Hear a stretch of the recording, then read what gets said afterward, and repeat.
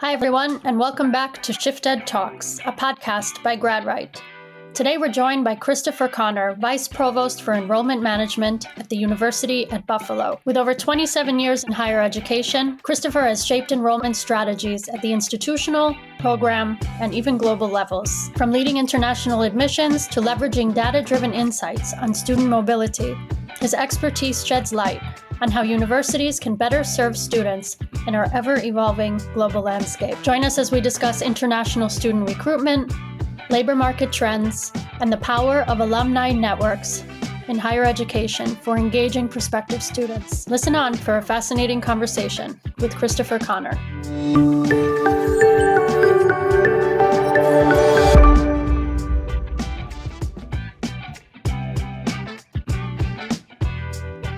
Hi, Christopher. It's great to have you here. Thanks very much for having me, Alana. Fantastic. So before we get into the real nitty gritty, the topic of today's podcast is use of data analytics in recruitment processes and strategy. Can you tell our listeners a little bit about yourself, maybe your educational and professional journey? Sure. So I started my journey in higher education about 27 years ago at the university. I started as in undergraduate admissions, domestic admissions, and then moved into a role in an academic unit to where I was charged with growing our master's program in economics. And the program itself, overwhelming majority of the students that were in the program were international. So that was my first exposure about 25 years ago to really heavily engaging with international students. And I moved through various roles, both at the academic unit and program level to institutional level, served at one point as the interim director of undergraduate admissions, also as assistant dean for graduate enrollment management services. And then most previous to my current role, I had spent 8 years as the chief enrollment officer in the School of Engineering and Applied Sciences here at UB, where I was responsible for recruitment, student services, professional development, all the way through graduation, full student lifecycle support for our students. 90% of our graduate students in the School of Engineering and Applied Sciences, of the 3,100 students that we had in the School of Engineering and Applied Sciences, were international. Wow. Then moved on was asked to serve in the capacity as Vice Provost for Enrollment Management at the University at Buffalo. Last year, I oversee undergraduate admissions, international admissions, our educational opportunity program, our One Capon Student Services one-stop shop, and our financial aid office at the university, as well as data analytics in enrollment management and marketing and communications. And now I serve in that capacity, overseeing at the institutional level, where we have about almost 31,000 students at the University of Buffalo. Wow. Okay. um, it's fascinating, actually, that you have basically seen all the students at all the different points in their journey. And that's a really impressive background to have. And I'm sure that that diversity of experience informs, all of your work today, is what it sounds like. Yeah, I think that's an important aspect at all levels, just to make sure that you get to an understanding of what the students deal with through the pathway to their education, all the way through to graduate. Absolutely. Great. So now to this really interesting topic of data analytics in enrollment management, recruitment, marketing efforts. And can you tell us, in all of the years you've been in the field, how you have seen data analytics in these processes evolve, and how have data analytics shaped recruitment strategies over the years? I think data itself has evolved in the sense that we were at one point in our profession really trying to come up with data creation. Many of us were having the conversation on data, different data sets for the same information. And people were maybe potentially arguing, well, my data set says this, yours says that. And that conversation would relatively become convoluted and really muddle progress in being able to analyze problems. I think we've moved from the bean counting aspects of data and looking at how we are in the funnel to really more predictive modeling and forecasting, and then also more broadly looking at what generates mobility for students. One particular area that I think has evolved is the 360 view of data. And I look at that as a mechanism of what drives mobility. Number one point, obviously, affordability is important for students, especially if you're looking at international students and being able to be mobile coming to the United States or coming to any country. But really, a topic of high importance is labor market analytics. Labor market drives student mobility. Are the Right. programs that we're producing really able to help students be successful in the marketplace? So I think from a standpoint of data, it's really more about as many aspects that you can look at that to be able to analyze what can generate mobility for students. And labor market, to me, really is one of the most important. Another area where data, I think, has evolved is looking at populations, volumes of populations. Where are we getting generally the most number of students from? What locations have the highest population density? What is the economic fact? What are the economic factors in those particular Right. countries, and what is the likelihood to be able to enroll? So, I think looking at data evolving more than just examining data and creating data, but being able to really see how it can help inform decisions for universities to appropriately recruit and retain students is really important for strategic decision making. Great. And also, it's making me think about the dissemination of the delivery of that data through communication channels to very different types of populations. And I'm thinking internationally, right? So, students in New Delhi, for instance, may receive that information and process it differently, that data, than a student from Toronto, Canada, for instance. So I see everything that you're saying. I see that it also flows into the student side of things, and that student experience of selecting a university, finding out about it, getting that information.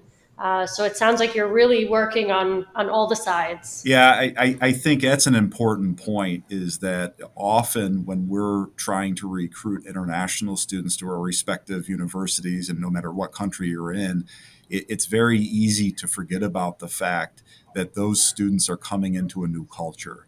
And that culture itself, it needs to be armed with professional development and soft skill development skills to help those Mm-hmm. students be successful. There are various differences based upon the professionalism and expectations of individuals, even going through the job search. What does that Yeah. look like? The job recruitment of students. In many countries, career placement offices come to their physical university, and the expectation is, well, those employers will come and then place me, and I get automatic placement. That is very different in certain cultures, such as the US, whereas it's more entrepreneurial and really left up to the individual. I mean, you can have a perfect grades on paper, but if you do not Right. have the ability to have those soft skills, it can be challenging for someone. Yeah, absolutely. Okay, thank you for that. Thank you for that piece. My next question is, here at GradRight, and as most people in the higher education space are aware, data, student data, graduate student data, alumni data, is allowing institutions to better understand their prospective students. I'm wondering what insights you may have gained about prospective student behaviors and preferences, particularly among international students, in light of whatever data they are encountering. Yeah, I think from a data standpoint, one of the things in particular that many international students face and that we have analyzed is there is a misconception often that major A leads to job A only. Whereas in many cases, if you look at the data, Major A leads to jobs A, B, C, D, E, F, and G, and major B leads to jobs A, B, C, D, E, F, and G. So we really have taken a look at what the labor market skill expectations are for many of the students that they're trying to recruit and helping make that clear during the recruitment process, meaning that what is the pathway of those skills? And I may decide to do a similar major and lead to the same job. It's really all about skills now and really looking at that and what the expectations, and also in our communication and outreach to students, making that clear earlier on, because in many of our discussions with students and analyzing and really having focus groups with students to better understand what their expectations are once they arrive, pre-arrival, arrival, onboarding. There's this misconception often that they can only get a major in this to lead to a job in that, where there could be literally hundreds of different pathways for students to take. So Yeah. those data elements, I think, need to be shared earlier with students. And that's something that we've looked very closely at with engagement of also our Dean's Advisory Council, job market scans, labor market analytics tools that are out there to really delineate more clearly skill alignment of data to the actual major. And I think in many cases that can be very blurry. I think this is such a critical subject, and it's very unique to your institution that you're prioritizing the accuracy of this data, that you're prioritizing, looking into the nuances there. For instance, like you said, major A, major B, and the different outcomes for each. We've worked over the years with over 200,000 Indian students, prospective Indian graduate students. And one of the most striking things that I've encountered in my interactions with them is this absolute reliance on the so called ROI. And when students are considering making the biggest decision of their own and their family's lives, emotionally, physically, financially, this dependency on an ROI that may not have a basis in anything really relevant to that student, including their specific program, including, like you said, major for undergraduates, not taking into account internships. A lot of ROI that's presented is not time sensitive, right? So a very sort of basic ROI is published when in fact the data is based on alumni 5 years post graduation and where they are. So we have a crisis there, I would say, in terms of, I call it a crisis of communication. Now, is it fully on the responsibility of the university to take accountability for the data that is being presented on their behalf? This is an interesting question. Or is it more on more or equally the responsibility of prospective students to dig a little deeper, to not just take everything at face value? And it sounds like what you're doing over there is really speaking to these issues. Yeah, I think that's an excellent point that you raise. I think it's a little bit of both. I think that universities themselves have an obligation to make sure that what they're communicating is ethically correct, is morally correct to the student. They have an obligation as a university that they're bringing over. Their families are spending a lot of money to be able to make sure that they're translating that appropriately for what those expectations may be. On the flip Mm-hmm. side of that, students need to understand that it's entrepreneurial. Again, they may have perfect grades. They may be in the lab all the time. They may take 3 internships, 2 internships, and have a great experience. But if they're not taking the entrepreneurial approach to really Mm-hmm. fend for themselves in that employment market, I think that can end up leading to challenges that are self-imposed or waiting too long.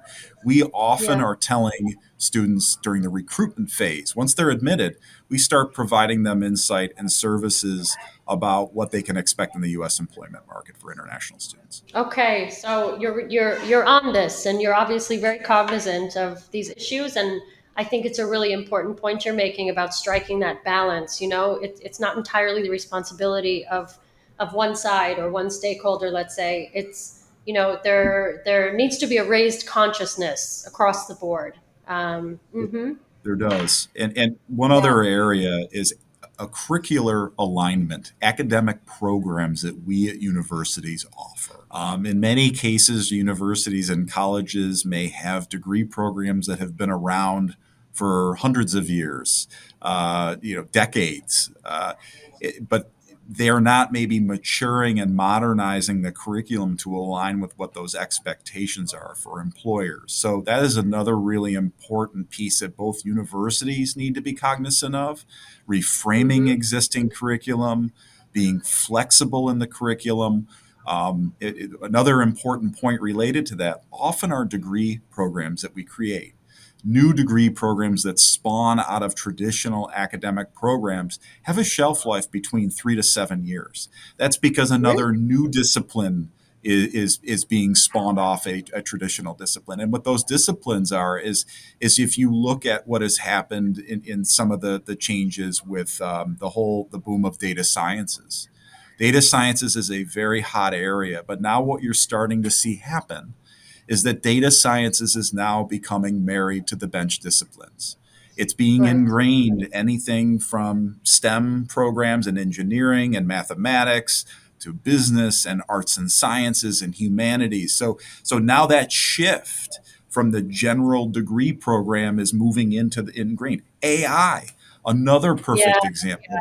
We Hmm. see some AI programs, but now we're seeing AI plus X, AI Hmm. plus something else. So that's an important piece to know, is that the curriculum that you have in place, while it may be there for many, many years, that wave of opportunity for enrollment growth is really from a 3 to 7 year period. And that is really the foundation of your core curriculum that dictates that. Now, you may have Hmm. 793 programs called the exact same thing, but if you peel the layers of the onion back, the curriculum may be very different. And that's an important component for students also to look at, is Yes. that it's all about those skills in those programs. Aside from um, presenting the data to prospective students in a way that is easily understandable or clearly understood, transparent. What other things? And you had mentioned student support earlier in the conversation, but what other efforts does your office make in order to, we call it at GradRight, nurturing, right? In order to nurture those students, aside from giving them the basic respect of providing accurate information, can you tell us a little bit more and maybe some advice to other universities who are in this space? How are you reaching international students, and how are you really helping them along this journey prior to enrollment? I think the important piece there is relationship building. Universities often, I think, which is a detriment to them, view international students as a commodity of survival in some cases. But from the standpoint of being able to make sure you're providing access to students, you have an obligation to grow that relationship the right way. One particular area that we started about 10 years ago here was being more mobile in going to sending countries in large volumes for our accepted student receptions. Particularly, India is our largest sending volume country here at the University of Buffalo to our master's program. And I will tell you, from the standpoint in engineering, that really began with just the School of Engineering going initially, where we would go. It would initially be some staff, then it was some leadership, then it was the dean, then it became faculty, then it became alumni. That is the beginning of the relationship for many of those students. Those relationships by universities should be held very sacred, because that can ultimately be the difference between someone enrolling at your university versus another. There was another university this past year where we've been going every year, minus the COVID year, 2 COVID years, to various cities. We've expanded to various cities in India, not just going to one place and saying, here, we're in the country, you can come to us. Countries are very large, so we have to make sure we're being regional. So one example I'll tell you is there was another university at the same hotel having a reception, and they had one staff member. They didn't have a faculty member. They didn't have a dean. They didn't have They had a somebody rep. there. What was that? They had a They rep. had a rep. Yes, exactly. They had a rep. And the rep had kind of stood in the back of the door by our reception and said, wow, it's great that you all have everybody here. Well, their families see that. And I think that's an important. Yes, it costs money to do that, but from the standpoint of a student, that is the first stage of the journey of the relationship. So we've expanded that now to include all of our undergraduates. International students are invited to these. As well as this year, all of our graduate international students will be invited to these. And for those countries that are harder to access in terms of volume, obviously having a whole entourage of faculty, staff, and deans going, and you have one student, that's not a realistic use of resources. So alums, the alumni global networks can be very helpful with that, providing that they're provided the appropriate amount of training, appropriate amount of information to help be an ambassador to draw students in. And you'd be amazed at what you can do just with an alum in certain countries or certain regions. But in areas of high volume, the investment needs to be made there as an initial Mm, starting point. The second yeah. phase is helping students when they arrive to not get just an academic orientation, not just an immigration orientation, but a professionalism and networking orientation. So we pivoted in 2016 to start offering a professionalism and networking orientation for our students, and it was international and domestic. Often, I think we feel as though we have to keep international students away from domestic students. I think that hurts both groups. So we've brought those groups together. They're wonderful opportunities where we have a very high level professionalism in-person orientation. We have some sessions leading up online to it so they can be Mm, prepared. They hear about things such as academic integrity, being proactive, being entrepreneurial, various sessions that we have, very brief sessions, so they're not sitting there for multiple hours on various topics. But then shifting into a wine and cheese networking reception at the end with alums. So that gives them the ability to interface and interact with faculty, alums, and other students, get to know people, but understanding that professionalism is really the foundation and root, and networking are the foundation and root of their future success. So I think that relationship building starting during recruiting, starting off also when they arrive at the university is really important to make sure hmm. that students start off on the right foot and not try to go for that assistance when it's too late, meaning that the semester has gotten away from them. Yeah. It's really it's exciting that in this relationship building and in these in-person engagements with students, you're essentially setting the stage for them for their success both during their studies and afterwards. And I agree with you completely that those relationships with alumni are absolutely critical. And I think I have one final question in this regard. How do you attract those alums to be your ambassadors? Or were they so thrilled about their education that they're lining up to volunteer for it? That's a really important point to bring up. So there's a couple things at play here with engaging alums. There's various levels. One is the alum that's written on the sheet of paper in someone's drawer that everybody loves, but then nobody knows around the university. Then you have the university that has the whole cadre of alums, but then the department may not be interacting with them. So there are many layers of alumni engagement that need to be thought of. I think the most important thing is bringing those various parties at the university level, the school level, and the program level together to identify those assets. And once those assets are collectively identified, they need to be engaged and nurtured. If you think about alums, it's the very similar type of relationship funnel that those of us who are recruiting students undergo. There's the student, although they've already graduated, now they're involved, they're a lead, they're a potential prospect, they're a prospect, and they're a lead, and they're an inquiry, and then they're engaged, and then they're essentially you're drawing them to the university, just as you are with prospective students. exactly. And in many countries, because of various laws of taxes, alums find that instead of giving a financial donation, which they may end up having laws that can be prohibitive to giving as much as they would like to, it can end up becoming a way of giving back through volunteerism, through being able to have individuals, exposure to people in their companies, helping network with students. There are other ways for international alums to give back rather than just a big check and whatnot. I think that is the way that universities can leverage alums. And often in our profession, being someone who's been in enrollment management for many years, it's always like, oh yeah, well, we'll have alums help us. But they really are missing the point that you have to be able to sell the asset to the alum to want to be involved. So you have to have knowledge of that to get them to be engaged.